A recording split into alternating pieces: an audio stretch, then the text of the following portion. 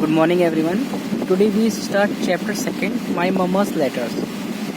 बेटा ये जो चैप्टर है आपका ये सेकेंड वर्ल्ड वॉर का है। ये जो इंसिडेंट लिया गया है सेकेंड वर्ल्ड वॉर का है, जो स्टार्ट होता है 1939 से और कब तक चलता है बेटा 1945 का तक चलता है। तो उस दौरान की ये कहानी है, वाक़या उस दौरान का है। तो आओ स्टार्ट करते हैं बेटा, उसके बारे में जानते हैं क्या हुआ था। ठीक है। The second world war started in 1939 and continued till 1945. The present incident is set during this period. बेटा जो सेकेंड वर्ल्ड वॉर है वो 1939 को स्टार्ट होता है और कब तक चलता है 1945 तक। और ये वाक़या है, ये जो ये कहानी है, ये वाक़या है, ये बेटा उस समय के दौरान का है। ठीक है। तो आई स्टिल रिमेंबर, जो ये कहानी लिख रही हैं तो वो बताती हैं कि उस समय की उनको याद क्या है। I still remember to this day my mama's letter writing.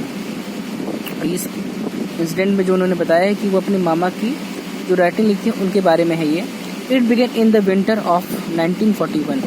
जो वो लेटर स्टार्ट करते हैं लिखना, उनकी जो माता थी वो 1941 से। ठीक है। Every night she would sit at the big kitchen table and compose a letter to my brother Johnny. प्रत्येक रात्रि वो एक बड़े से किचन में, बड़े टेबल के सामने वो एक लेटर लिखा करती थी जो राइटर हैं उनके भाई ब्रदर जॉनी को, who had been drafted the proceeding summer and they had not been heard from since Pearl Harbor. उसने कोई भी लेटर जो समर तक नहीं दिया था, कोई भी ड्राफ्ट नहीं था, और उसके बारे में उसने पर्ल हार्बर के बाद उसके बारे में कोई भी इंसिडेंट उसको नहीं सुना था। किसके बारे में? अपने ब्रदर के बारे में। I could not understand why mama kept writing when Johnny never answer. उसको ये समझ में नहीं आ रहा था कि राइटर को कि उसकी मम्मा क्यों लगातार उसको लिखे जा रही थी जबकि उसका भाई उसको आंसर नहीं दे रहा था, जवाब नहीं दे रहा था। You will see we will get a letter from him, she insist.